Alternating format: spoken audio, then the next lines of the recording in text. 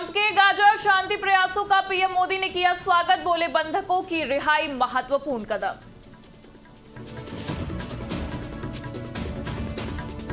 पटना में राजनीतिक दलों के साथ चुनाव आयोग की मीटिंग, आज सीईसी ने की बैठक की अध्यक्षता।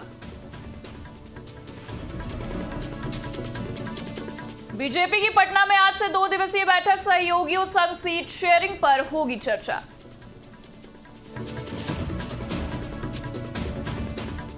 ट्रंप के गाजा प्लान पर राजी हुआ हमास, सभी इजरायली बंधकों को करेगा रिहा। बिहार में भारी बारिश का कहर, पटना सहित कई जिलों में ऑरेंज अलर्ट जारी।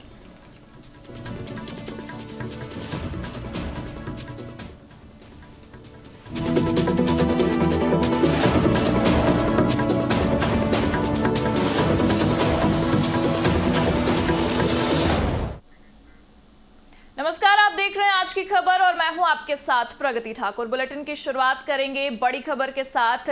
जब इंसानियत तड़प तड़प कर फर्श पर दम तोड़े और सिस्टम चैन की नींद सोए तो समझ लीजिए कि हमारी स्वास्थ्य व्यवस्था लहूलुहान हो चुकी है। हरिद्वार से एक ऐसी शर्मनाक तस्वीर सामने आई है जिसने पूरे देश का सिर झुकाकर रख दिया है। गरीब मजदूर की पत्नी को अस्पताल में बेड तक नसीब नहीं हुआ और उसने ठंडे फर्श पर ही बच्चे को जन्म दे दिया। ये सिर्फ एक प्रसव नहीं बल्कि हमारी संवेदनाओं का अंतिम संस्कार है।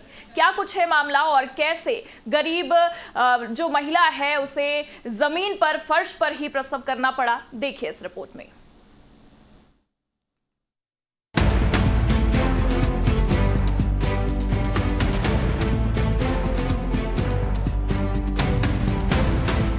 जब इंसानियत तड़प तड़प कर फर्श पर दम तोड़े और सिस्टम चैन की नींद सोए तो समझ लीजिए कि हमारी स्वास्थ्य व्यवस्था लहूलुहान हो चुकी है। हरिद्वार से एक ऐसी शर्मनाक तस्वीर आई जिसने पूरे देश का सिर झुका दिया।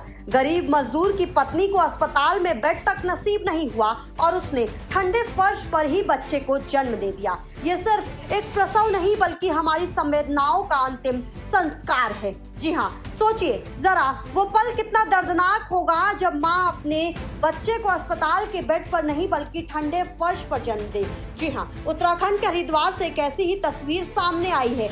इंसानियत एक बार फिर से शर्मसार हुई है, जहां गर्भवती महिला अस्पताल के फर्श पर बच्चे को जन्म देती नजर आई। रिपोर्ट की माने तो महिला आर्थिक रूप से कमजोर है और मंगलवार रात करीब 9:30 बजे अस्पताल पहुंची, जहां डॉक्टर की लापरवाही और अमानवीय व्यवहार के चलते गर्भवती महिला को अस्पताल के फर्श पर ही बच्चे को जन्म देना पड़ा।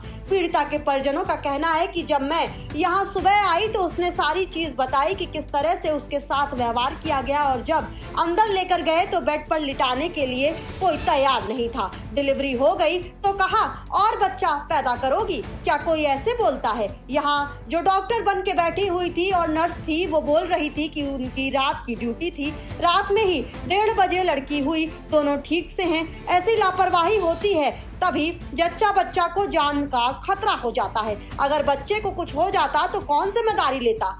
हमारी मांग है कि कोई भी आगे से आए तो उसके साथ अच्छे से ट्रीटमेंट करे। यहाँ पर लोग दुख में आते हैं, खुशी में नहीं आते। वहीं बता दें आपको कि सीएमओ आर.के. सिंह ने भी कहा है कि मैंने महिला चिकित्सालय से पता किया है और इसको मैं लिखित में मंगवा भी रहा हूँ। मेरे संज्ञान में लाया गया है कि रात में करीब 9:30 बजे महिला आई थी और इसको इमरजेंसी रूम में एडमिट किया गया था। महिला की डिलीवरी में समय था, इसके बाद 1:30 बजे इसकी डिलीवरी हुई है। वीडियो की सत्यता पर संदेह है। डॉक्टर से बात हुई है, उसमें ऐसा कुछ नहीं बताया गया। अगर कोई भी दोषी होगा तो उसमें कार्रवाई की जाएगी। वहीं बता दें आपको कि इस मामले पर अब महिला आयोग भी सामने आ गया है। गर्भवती महिला से अभद्रता का राज्य महिला आयोग की अध्यक्ष कुसुम कंडवाल ने भी संज्ञान लेते हुए नाराजगी जताई है। कुसुम कंडवाल ने स्वतः संज्ञान लेने के बाद मीडिया को जारी बयान में कहा कि ये बहुत चिंता का विषय है। यदि अस्पताल में तैनात चिकित्सकों या कर्मचारियों की ओर से किसी के साथ भी ऐसा व्यवहार किया जाता है तो उसके विरुद्ध कड़ी कार्रवाई की जाएगी। उन्होंने कहा कि मामले की गंभीरता को देखते हुए राज्य महिला आयोग की सदस्य को जांच के निर्देश दिए हैं। बता दें आपको कि अब इसमें राजनीति भी गर्मा गई है। राजकीय महिला अस्पताल में भर्ती ना करने पर महिला के फर्श पर बच्चे को जन्म देने की शर्मनाक घटना पर कांग्रेस ने गांधीवादी तरीके से विरोध दर्ज कराया। पूर्व सभासद अशोक शर्मा के नेतृत्व में कांग्रेसियों ने पहले तो जिला अस्पताल के प्रमुख अधीक्षक डॉक्टर आरबी सिंह को फूल मालाएं पहनाकर शर्मिंदा करने का प्रयास किया, फिर कार्यालय पर ही धरने पर बैठकर खरी खोटी सुनाई। इसके बाद अस्पताल परिसर में मुख्यमंत्री पुष्कर सिंह धामी और स्वास्थ्य मंत्री धन सिंह रावत के खिलाफ नारेबाजी करते हुए पुतला दहन किया गया। महिला चिकित्सक के निलंबित होने पर ही कांग्रेसी अस्पताल से लौटे। साथियों सहित फूल मालाएं लेकर अस्पताल पहुंचे पूर्व सभासद अशोक शर्मा ने प्रमुख अधीक्षक डॉक्टर आरबी सिंह का माल्यार्पण करते हुए कहा कि बधाई हो, आपकी वजह से महिलाएं फर्श पर बच्चों को जन्म दे रही हैं।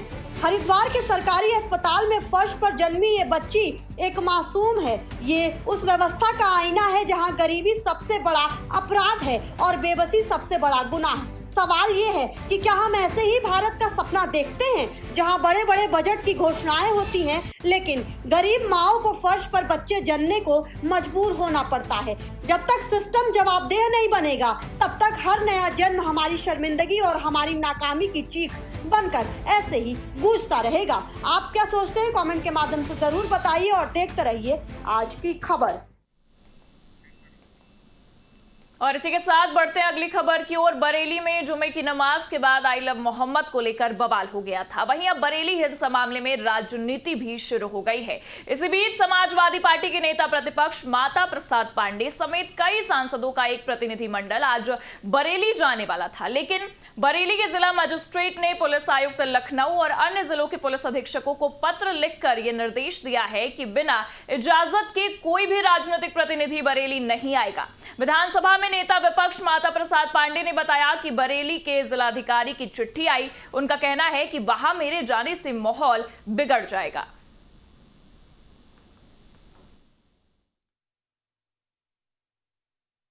बरेली की घटना के बारे में जानकारी करने के लिए हमारे राष्ट्रीय अध्यक्ष जी ने एक प्रतिनिधिमंडल बनवाया हमारे नेतृत्व में जाने के लिए।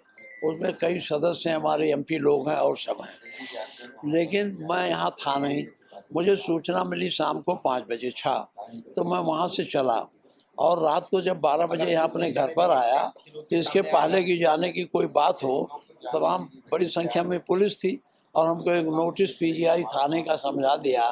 दरोगा ने मुझे कहा आपको अपने घर में रहना है, घर से बाहर नहीं निकलना है। हमको दरोगा चिट्ठी लिखता है, कलेक्टर लिखता तो मान भी लेते। यहाँ का दरोगा पीजीआई थाने का मुझे चिट्ठी लिखता है कि आप नहीं जा सकते, आप अंडर अरेस्ट हैं। इसके बाद फिर इस समय डीएम का चिट्ठी आया वहाँ का बरेली का। उन्होंने भी यही कहा है कि यहाँ आपके आने से माहौल बिगड़ेगा, आप यहाँ ना आए। खबर दिल्ली से है, जहां पर राहुल गांधी के विदेश में दिए गए बयान से सियासी गर्माहट देखने को मिल रही है। दरअसल आपको बता दें कि कांग्रेस सांसद और नेता प्रतिपक्ष राहुल गांधी एक बार फिर अपने विदेश में दिए बयानों को लेकर चर्चा में है। राहुल गांधी ने एक बार फिर विदेश में केंद्र सरकार पर बड़ा हमला बोल दिया।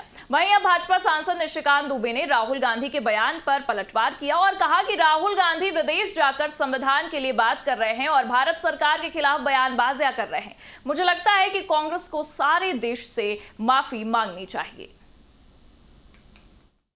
क्योंकि आज जो है लोग लोकतंत्र की बात कर रहे हैं, संविधान की बात कर रहे हैं। राहुल गांधी विदेश में जाकर जो है संविधान के लिए लंबी लंबी बातें करें और भारत सरकार के खिलाफ जो है अनर्गल बयानबाजी करते हैं।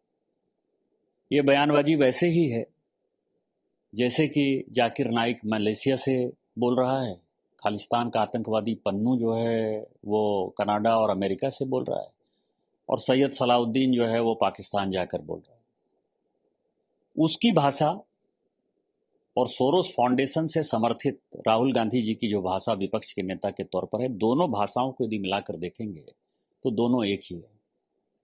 लेकिन मेरा कांग्रेस से सवाल है कि आप जिस संविधान की दुहाई दे रहे हो, 1975 में राजमाता सिंधिया जो बीजेपी की संस्थापक सदस्य थी, ग्वालियर राजघराने की महारानी थी, और मुझे लगता है कि आज भी ग्वालियर में जो है महारानी सिंधिया के बारे में जो है सभी लोग अच्छा ही बोलते हैं। मतलब वो लगातार जब चुनाव, इवन जब लोकतंत्र आ गया और चुनाव लड़ती रही, तो कोई चुनाव ऐसा नहीं है कि राजमाता सिंधिया चुनाव हारी।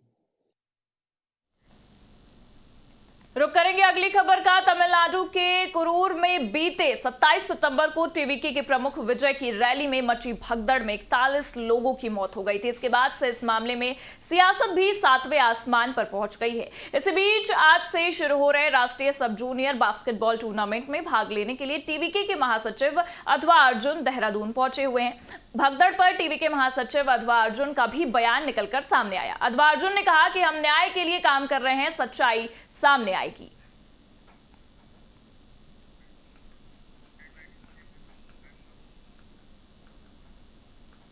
बढ़ते हैं अगली खबर की ओर। भारतीय जनता पार्टी के वरिष्ठ नेता तरुण चुघ ने आज एक बयान में कांग्रेस नेता राहुल गांधी और इंडिया महागठबंधन पर निशाना साध दिया है। उन्होंने कहा कि जब देश में सकारात्मक माहौल बनता है तो विपक्ष नकारात्मक फैलाने की पूरी कोशिश करता है।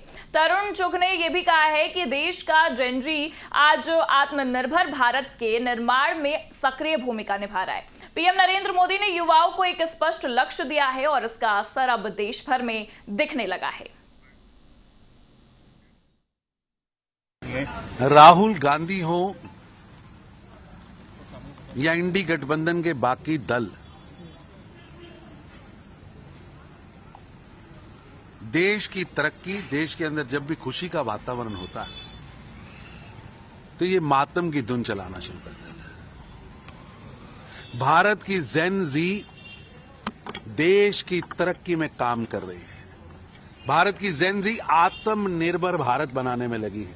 भारत की जेन जी जिम्मेवार है और विकसित भारत के स्वप्न को साकार रूप देने के लिए निरंतर मेहनत की पराकाष्ठा कर रही है और प्रधानमंत्री श्री नरेंद्र मोदी जी की नीतियों पर चलकर देश को आगे बढ़ा रही है। और उसका परिणाम कि प्रधानमंत्री मोदी जी ने जेन जी को इन्वॉल्व किया, बड़ा लक्ष्य दिया और 2014 से भारत लगातार आगे बढ़ रहा है। 2004 से 14 तक 12वें 14वें नंबर पर लड़खड़ाती हुई अर्थव्यवस्था थी। हमें विश्व की फर्जाइल 5 अर्थव्यवस्थाओं में से माना जा रहा। उस फर्जाइल 5 से निकालकर प्रधानमंत्री मोदी ने जेन जी को एक लक्ष्य दिया और भारत विश्व की सबसे तेजी से बढ़ने वाली अर्थव्यवस्था बना है। और भारत की जेन जी ने नरेंद्र मोदी जी की नीतियों पर चलते हुए आज भारत को विश्व की सबसे बड़ी चौथी अर्थव्यवस्था बनाया है। जेडीयू के नेता राजीव रंजन प्रसाद ने एनडीए की एकजुटता को लेकर बड़ा बयान दिया है। उन्होंने कहा कि एनडीए के सभी सदस्य दल एक मजबूत डोर से बंधे हुए हैं और सीटों के बंटवारे को लेकर सभी सवाल जल्द भी सुलझ जाएंगे। साथ ही कहा कि हम मिलकर लड़ेंगे, मुख्यमंत्री नीतीश कुमार के नेतृत्व में ही अगली सरकार बनाएंगे। देखिए, अब ये बहुत ज्यादा वक्त नहीं लगेगा और ऐसे भी अगर आप देखें पूर्व के चुनाव में तो बहुत पहले ये कभी भी नहीं होता था। जो एनडीए के 5 दल हैं वो एक मजबूत डोर से बंधे हैं। आपस में अनौपचारिक बातचीत लगातार होती रही है। अब जो लब्बो लुबाब है वो बहुत जल्द सामने होगा। सीट शेयरिंग, किसके हिस्से में कौन सी सीट होगी, इन सभी जिज्ञासाओं का समाधान बहुत जल्द हो जाएगा।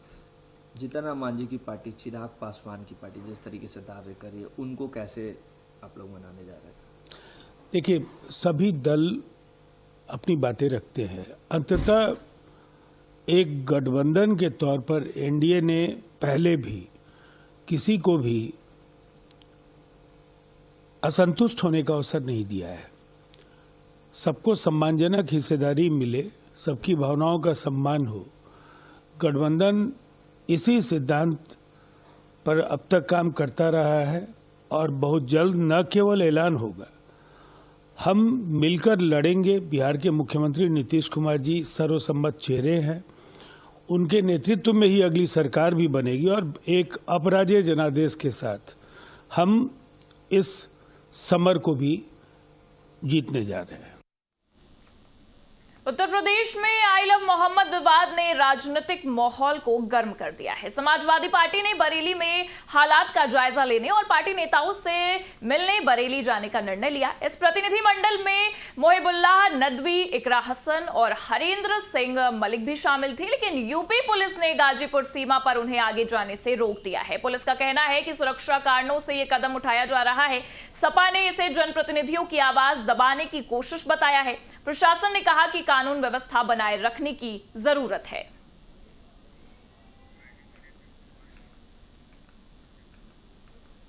उत्तर प्रदेश में बारिश का दौर जारी है, जिससे लोगों को गर्मी से फिलहाल राहत मिली है और मौसम भी सुहाना सा हो गया है। शुक्रवार को भी पूर्वी यूपी के कई हिस्सों में झमाझम बारिश भी देखने को मिली। आज 4 अक्टूबर को भी यह सिलसिला जारी रहेगा। मौसम विभाग ने कई जगहों पर बहुत भारी बारिश से लेकर तेज आंधी को लेकर ऑरेंज अलर्ट भी जारी कर दिया है। मौसम विभाग ने आज पश्चिमी यूपी में कहीं कहीं गरज चमक के साथ बारिश की बौछारें पड़ने की संभावनाएं जताई है।